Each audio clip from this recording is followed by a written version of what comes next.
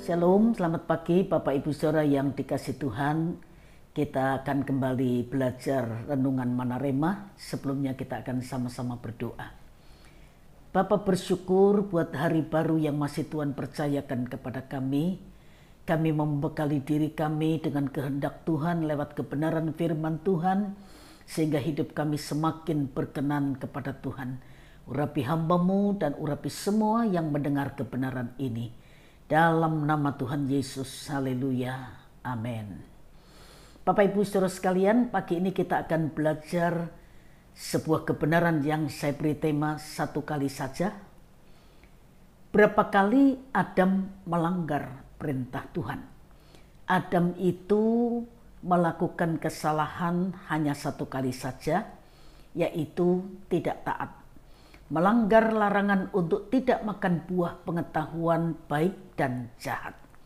Kejadian 3 ayat 8-12 berkata, ketika mereka mendengar bunyi langkah Tuhan Allah yang berjalan-jalan dalam taman itu pada waktu hari sejuk, bersembunyilah manusia dan istrinya itu terhadap Tuhan Allah di antara pohon-pohonan dalam taman.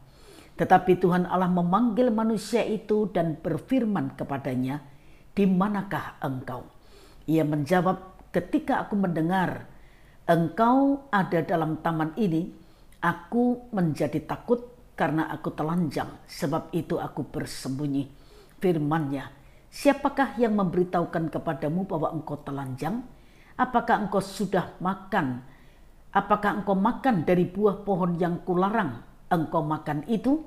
Manusia itu menjawab, "Perempuan yang kau tempatkan di sisiku, dialah yang memberi dari buah pohon itu kepadaku, maka ku makan." Kita melihat Saul.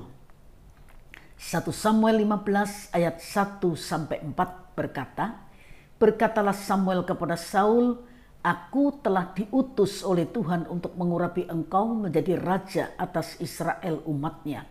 Oleh sebab itu, dengarkanlah bunyi firman Tuhan. Beginilah firman Tuhan semesta alam. Aku akan membalas apa yang dilakukan orang Amalek kepada orang Israel, karena orang Amalek menghalang-halangi mereka ketika orang Israel pergi dari Mesir.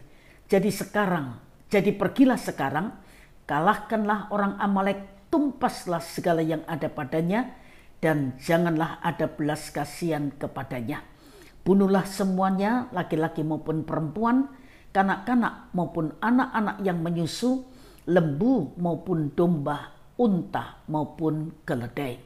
Di ayat 7-9 berkata, lalu Saul memukul kalah orang Amalek dari Hawilah sampai ke Syur yang ada di sebelah timur Mesir.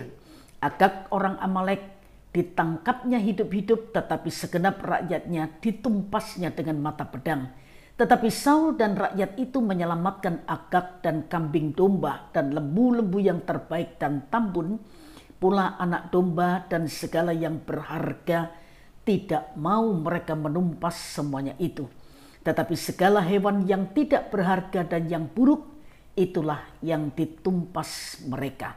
18-19, Tuhan telah menyuruh engkau pergi dengan pesan, pergilah, tumpaslah orang-orang berdosa itu, yakni orang Amalek, berperanglah melawan mereka sampai engkau membinasakan mereka. Mengapa engkau tidak mendengarkan suara Tuhan? Mengapa engkau mengambil jarahan dan melakukan apa yang jahat di mata Tuhan? Berapa kali Saul melanggar perintah Tuhan? Saul melakukan separuh dari perintah Tuhan. Saul itu melanggar satu kali saja, ditinggalkan roh Allah ketika disuruh menumpas orang Amalek, tapi Saul membiarkan Agag raja orang Amalek hidup, dan Saul berkata, rakyat yang menyisihkan lembu-lembu yang tambun dengan maksud untuk dipersembahkan kepada Tuhan. Ini awal dari kejatuhan Saul. Sekarang kita melihat Daud. Daud melakukan pelanggaran satu kali saja, bersinah dengan Batseba. Kemudian Daud berkata dalam Mazmur 51 ayat 12 dan 13, Jadikanlah hatiku tahir ya Allah, dan perbaharuilah batinku dengan roh yang teguh. Janganlah membuang aku dari hadapan-Mu, dan janganlah mengambil roh-Mu yang kudus daripadaku. Kalau kita melihat Daud, kesalahan atau dosanya diampuni, tetapi hukuman tetap dijatuhkan atau dijalankan ketika Tuhan menyuruh Nabi Natan untuk berbicara kepada Daud.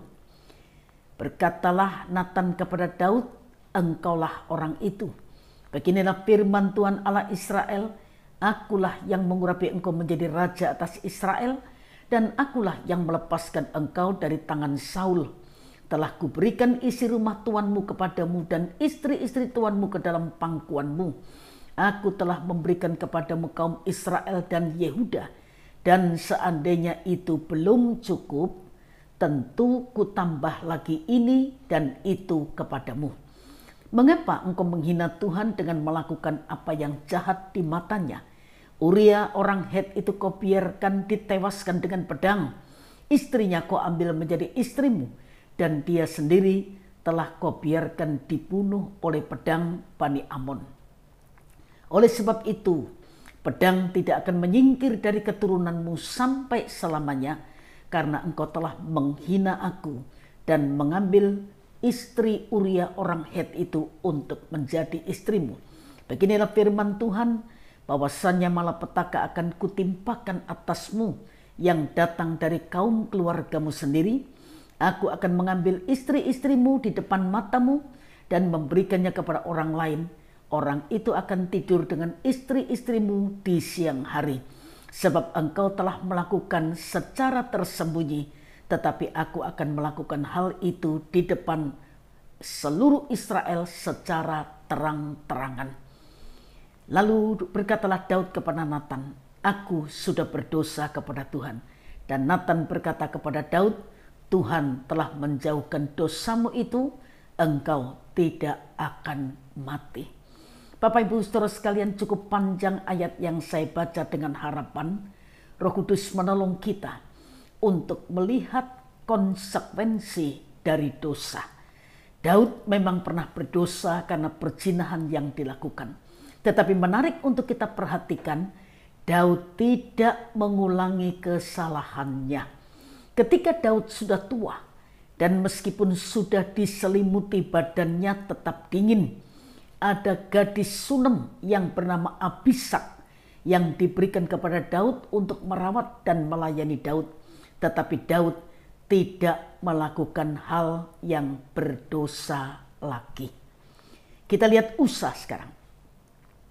2 Samuel 6 ayat 6 berkata, ketika mereka sampai ke tempat pengirikan Nahon, maka Usa mengulurkan tangannya kepada tabut Allah itu, lalu memegangnya karena lembu-lembu itu tergelincir. Kalau kita melihat hal ini, sepertinya kok Tuhan itu kejam amat ya.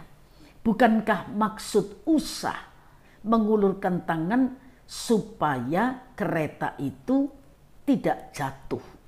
Ya, tabut Allah tidak sampai jatuh, tetapi Alkitab berkata Allah mengulurkan tangannya kepada Usa dan matilah Usa di tempat itu.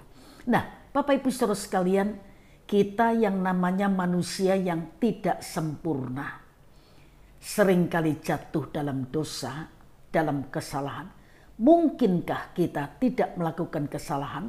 Dan bagaimana supaya kita tidak melakukan kesalahan? Pemazmur berkata, dalam Mazmur 119 ayat yang ke-9, dengan apakah seorang muda mempertahankan kelakuannya bersih? Dengan menjaganya sesuai dengan firman-Mu. Tuhan menolong kita, Bapak Ibu Saudara sekalian, dengan pertolongan firman Allah yang pindah dari Alkitab ke dalam hati kita. Dengan pertolongan Roh Kudus penolong yang diberikan untuk menolong kita, mengingatkan kita akan firman Allah, menolong akan kelemahan kita, kita bisa menjaga kehidupan kita tidak sampai menyimpang dari kebenaran firman Tuhan. Yehezkiel berkata, kalau orang benar berbalik dari kebenarannya dan melakukan kecurangan, Seperti segala kekejian yang dilakukan oleh orang fasik, apakah ia akan hidup?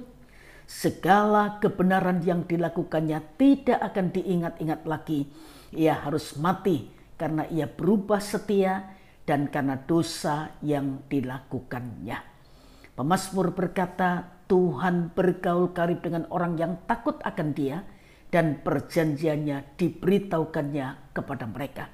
Sebab itu mari kita mendisiplin, membangun keakraban dengan Tuhan, ya, memindahkan firman dari Alkitab ke dalam hati kita dan terus mengizinkan Roh Kudus penolong itu menguasai hidup kita sehingga kita tidak berdosa kepada Tuhan. Tuhan berkati Bapak Ibu Saudara sekalian dan mari kita sama-sama berdoa.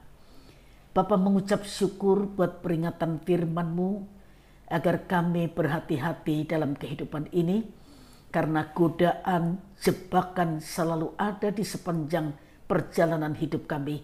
Tapi bersyukur kami memiliki firman dan Roh Kudus sebagai penolong yang akan menopang dua kaki kami, menopang dua tangan kami untuk tetap berdiri di atas kebenaran firman-Mu. Tolong kami Roh Kudus, tolong kami ya Tuhan. Terima kasih Bapa di surga, kami berdoa dan menyerahkan semua yang sedang mendengar kebenaran ini, apapun yang akan kami lakukan sepanjang hari ini, mohon Tuhan menuntun, mohon Tuhan memberkati, sehingga apapun yang kami lakukan, Tuhan buat jadi berhasil untuk kemuliaan nama Tuhan. Dalam nama Tuhan Yesus kami sudah berdoa. Haleluya. Amin. Selamat pagi, Tuhan memberkati Bapak Ibu Saudara sekalian.